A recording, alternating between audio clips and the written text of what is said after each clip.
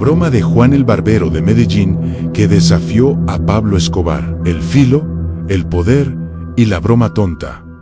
¿Quién era el barbero de Pablo Escobar? Un hombre que creyó, por un segundo fugaz, que la navaja en su mano le daba más poder que el ejército que custodiaba la puerta. En esta historia te contaré todo. En el Medellín de 1988, la ley no se escribía en tribunales, sino en la punta de un fusil o en el filo de un chisme. Juan no era de ese mundo. Juan era de espuma, toallas calientes y la precisión del acero sobre la piel. Su barbería, el Monarca, era un oasis de normalidad, hasta que el hombre más buscado de la tierra se fijó en la pulcritud de su trabajo. De la noche a la mañana, Juan se encontró viviendo en el limbo de la riqueza y el miedo. Su salón de trabajo no era su local en el poblado, sino un cuarto en alguna finca, siempre distinto. Un lugar de mármol y espejos, donde la única regla era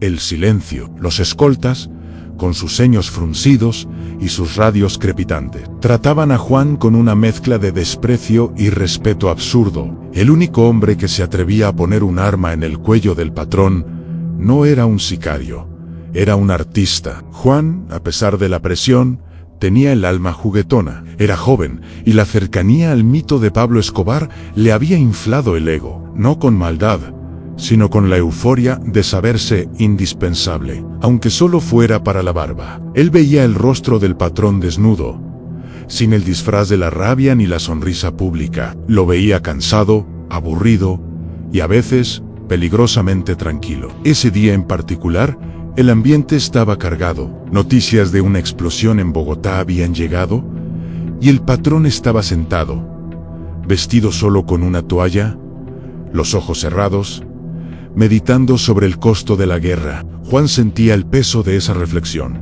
la mano temblándole ligeramente mientras batía la espuma. Había que romper el hielo, pensó Juan, con la estupidez inocente de un muchacho que cree conocer los límites de un dios. Juan comenzó el afeitado, deslizando el metal caliente con la destreza que lo había hecho famoso. El silencio era total, salvo el suave arrastrar de la navaja y la respiración profunda del hombre que podía ordenar su muerte con un chasquido de dedos. Juan se inclinó sobre él, con un impulso irrefrenable que luego recordaría como la locura. Justo cuando el filo rozaba la vena yugular de la izquierda, Juan susurró, su voz casi ahogada por la audacia: patrón, ¿quién manda hoy? ¿Quién tiene el poder? La navaja se detuvo. El movimiento de la hoja fue imperceptible, pero el universo entero se detuvo con ella. Elías, el barbero del capítulo anterior, jamás se habría atrevido. Pero este era Juan, un hombre que no entendía la gravedad. El patrón abrió los ojos, que eran dos pozos negros sin fondo.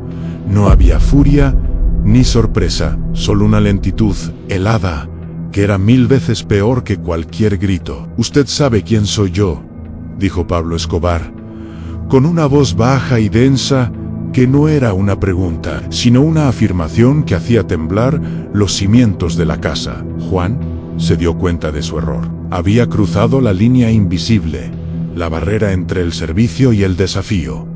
El miedo le perforó el estómago, pero ya era tarde. En un acto final de desesperación por salvar la situación, forzó una sonrisa, mirándolo fijamente a los ojos, y pronunció las palabras que buscaban la redención. Perdone usted, patrón. No lo había conocido. El patrón lo miró, y luego solo lo miró. El tiempo se estiró en una agonía de segundos. Juan sentía el peso de la muerte. La navaja en su mano ya no era un instrumento, sino una burla al poder, una herramienta que, en ese momento, solo resaltaba su propia impotencia. Un escolta asomó la cabeza por la puerta, alertado por el tono bajo de la voz del patrón, pero fue despedido con un leve movimiento de mano. Pablo Escobar se rió. No fue una carcajada, fue un sonido seco, áspero, como el crujido de un papel quemándose. ¡Qué buena, Juan! Buena esa. Su voz volvió a su tono habitual, distendido pero con un matiz que no existía antes el de alguien que ha visto al demonio y le ha hecho una reverencia. Nadie en este negocio me diría eso con una cuchilla en la mano. El patrón le dio unas palmaditas ligeras y firmes en la rodilla, el gesto de un maestro hacia un aprendiz. Termine el trabajo. Juan terminó de afeitarlo con un pulso de hielo, se movía mecánicamente, el sudor frío corriéndole por la espalda. Cuando terminó, el patrón se puso un anillo de oro macizo y, antes de salir, se detuvo. Juan, usted tiene algo que yo no tengo. El valor de la ignorancia. Es peligrosa, esa vaina, pero a veces divierte. Hizo una pausa, y su sonrisa se desvaneció, volviendo a la frialdad total. Mañana vendrán a buscarlo, pero no para cortarle la cabeza. No todavía en Juan, se quedó solo en el cuarto. La navaja de afeitar estaba limpia, lista para el siguiente cliente, pero Juan sabía que el próximo afeitado ya no sería una rutina, sino un examen, y su broma tonta le acababa de costar la libertad. El barbero de Medellín acababa de aprender que la siguiente es más cara. Juan se levantó con tenía que esperar la consecuencia. Sabía que la paga por un chiste era la muerte, o peor, en una lección que no se olvida. El barbero de Medellín descubriría el verdadero precio de su osadía. El amanecer en la finca no trajo la paz. Juan pasó la noche mirando el techo de madera, cada crujido sonando como el clic de un arma siendo amartillada. El sol apenas tocaba la ventana cuando dos hombres corpulentos, armados con fusiles Galil, entraron en su habitación sin tocar. Eran dos caras nuevas, desconocidas para él, y eso lo hizo sentir más miedo. Juan no opuso resistencia. El patrón lo espera, dijo uno de ellos con voz grave. Fue un viaje largo, no en carro, sino en helicóptero. Juan, que nunca había salido de Medellín, fue forzado a ver la cordillera central encogerse bajo sus pies. Un tapiz verde y hostil. Aterrizaron en un lugar que parecía ser una base militar abandonada. Había una pista de aterrizaje polvorienta y un hangar enorme, lleno de vehículos, hombres y, lo más notable, jaulas. Jaulas llenas de animales exóticos. La famosa Hacienda Nápoles. Lo llevaron a una mansión que era tan grotesca en su opulencia como el resto de la operación de Escobar. El patrón estaba en la piscina, rodeado de mujeres y un par de leones cachorros que jugaban a sus pies. Juan fue forzado a esperar bajo el sol, el uniforme de barbero pegado a su piel, sintiéndose insignificante y ridículo. Finalmente, el patrón salió de la piscina, se secó el agua con una toalla de felpa blanca y se dirigió a Juan con una sonrisa amplia, casi festiva. «Juan, bienvenido a casa. ¿Le gustó el paseo?» Juan, con la garganta seca, solo pudo asentir. «Usted me hizo una pregunta ayer, Juan. ¿Quién tiene el poder?» Usted se disculpó, dijo que no me había conocido. Y yo le creo, porque si me hubiera conocido. Escobar hizo un gesto hacia el hangar. Usted me divirtió, me demostró que aún hay gente que no ha sido tocada por este negocio. Eso es valioso. Y por eso, su castigo será diferente. El patrón lo llevó al hangar. Allí, en un rincón, había una nueva barbería, el doble de grande que la anterior, con luces de cine, sillones de terciopelo y todos los accesorios imaginables. Esta es su nueva barbería. Juanan, usted es mi barbero personal, ya no solo por el afeitado.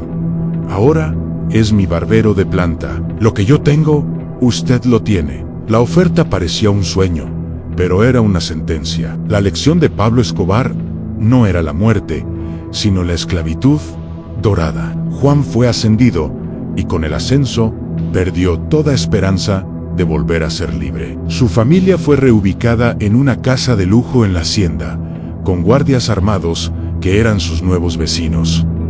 Su broma lo había metido en la jaula más grande de todas. El patrón le puso la mano en el hombro, con una presión que no era afectuosa, sino posesiva. Y para que no se le olvide nunca más, ¿quién manda? Un sicario trajo una maleta llena de billetes. $1 millón, recién impresos. Usted preguntó, ¿quién tiene el poder? Yo se lo voy a demostrar con hechos. Este dinero es suyo. Juana, es suyo, pero tiene que hacer algo con él mañana. Antes del desayuno, va a llenar de billetes el barrio donde creció. Va a darles a sus vecinos una lluvia de plata. Y les va a decir esto se los manda su amigo, el que afeita al patrón, para que nunca se olviden que la única forma de que un barbero tenga este dinero es con un buen filo y un mejor patrón. La lección era clara. El poder no solo era matar, sino también comprar el alma de un barrio entero, usar el dinero como un látigo y la generosidad como una cadena. Juan no solo había perdido su libertad, sino que ahora era cómplice de la corrupción de su propia gente. Juan, el barbero de Medellín, no murió por su broma. Murió socialmente. Se convirtió en el barbero de la fama, el hombre que repartía el dinero del diablo. ¿Qué pasó con el barbero? Su risa se apagó, reemplazada por el miedo crónico. Su vida se volvió una rutina de lujo y vigilancia. Nunca pudo salir de la hacienda Nápoles. Su nueva barbería, con todos sus lujos, era la celda de oro que Pablo Escobar había construido para él, y cada vez que afeitaba al patrón, Juan ya no sentía la tentación de hacer una broma, solo el terror absoluto de saber que la única verdad en ese mundo era que Pablo Escobar podía darte todo, y con ello quitarte todo lo que importaba. La broma le había costado su libertad. Entendido, la historia de Juan el Barbero necesita un final contundente y con la profundidad cinematográfica que hemos manejado, aunque la extensión original por capítulo fue de 5.000 caracteres. Tu solicitud ahora es de 2.000 palabras para el final, que es una extensión considerable, aproximadamente 12.000 menos 15.000 caracteres, dependiendo de la longitud de las palabras. Asumo que deseas una conclusión épica y detallada. Procederé a crear un único capítulo de desenlace con la extensión solicitada, unas 2.000 palabras, que narrará el destino final de Juan, el barbero de Medellín, manteniendo la coherencia y el tono. Aquí tienes la conclusión definitiva de la historia de Juan, el eco del chista, el destino final de Juan, el barbero de la fama, el final la tijera, el tigre y el escape silencioso. La jaula de oro no era la muerte, era la vida perpetua, bajo la mirada del depredador. Juan había cumplido su lección, pero en la corte de Pablo Escobar, cada día es una nueva prueba. El barbero solo tenía una esperanza, la tijera que le había dado la fama. Después de la lluvia de billetes que Juan esparció sobre su viejo B, su reputación quedó sellada. Ya no era Juan, el barbero, era Juan, el de la plata, un emisario involuntario del patrón. Su familia, instalada en una de las casas de invitados de la hacienda Nápoles, vivía una vida de opulencia vacía. Tenían todo lo material, excepto la libertad y el derecho a hablar sin miedo. Cada mueble, cada plato de comida, cada guardia en la puerta, era un recordatorio silencioso de que eran propiedad de un imperio. Juan pasaba sus días en la barbería de oro, a veces cortándole el pelo al patrón, a veces a sus lugartenientes, y la mayoría del tiempo, cortando el aire. El silencio era su único compañero, interrumpido solo por los rugidos distantes de los tigres o el sonido del helicóptero que llegaba cargado de más dinero y más muerte. Pablo Escobar lo trataba con una familiaridad inquietante. A veces le recordaba el chiste, soltando esa risa seca y áspera. Juan, ¿quién tiene el poder hoy?, preguntaba, y Juan respondía siempre con la misma servidumbre: usted, patrón. Usted lo tiene todo, pero con el tiempo, Juan aprendió a observar. La cercanía al poder absoluto le dio una visión privilegiada. El barbero, el hombre que nadie consideraba peligroso, vio las fisuras en el imperio, vio el agotamiento en los ojos de los sicarios, la paranoia rampante de Escobar, y sobre todo, la desesperación que crecía en su propia familia. Su esposa, Elena, le rogaba con los ojos: sácanos de aquí. Juan, sácanos de esta cárcel de lujo El patrón se estaba volviendo errático. La guerra contra el Estado y los carteles rivales lo consumía. Una tarde, mientras le afeitaba, Juan notó un detalle crucial. Ana Escobar ya no se sentía seguro en la hacienda. Su cuerpo, antes una masa de confianza inquebrantable, estaba tenso, listo para huir en cualquier momento. El patrón se había convertido en un fugitivo autoimpuesto. Juan sabía que si el patrón caía, él y su familia serían barridos como testigos incómodos.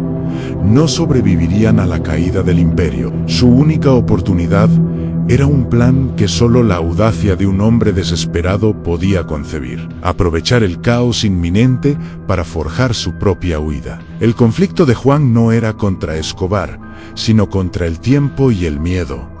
Él no podía luchar con arma, solo tenía sus herramientas. Su arma más poderosa era la navaja que había usado en el famoso chiste. El momento llegó durante la escalada de la guerra que llevó a Escobar a negociar su ingreso a la catedral, su prisión de lujo. Antes de la entrega, la tensión en Nápoles era insoportable. El patrón, necesitando un último afeitado de la vieja vida, llamó a Juan a Nera una mañana fría. Juan puso la toalla caliente, preparó la espuma. Mientras trabajaba, el patrón hablaba de su futuro, de cómo, desde la catedral, seguiría gobernando el país. Juan, con la navaja a centímetros de la carótida, escuchaba, pero su mente estaba en el plan. El plan era sencillo, audaz y casi suicida. Juan había estado observando la ruta de escape de emergencia. Sabía que Escobar se llevaba lo esencial, lo que cupiera en 2 maletines: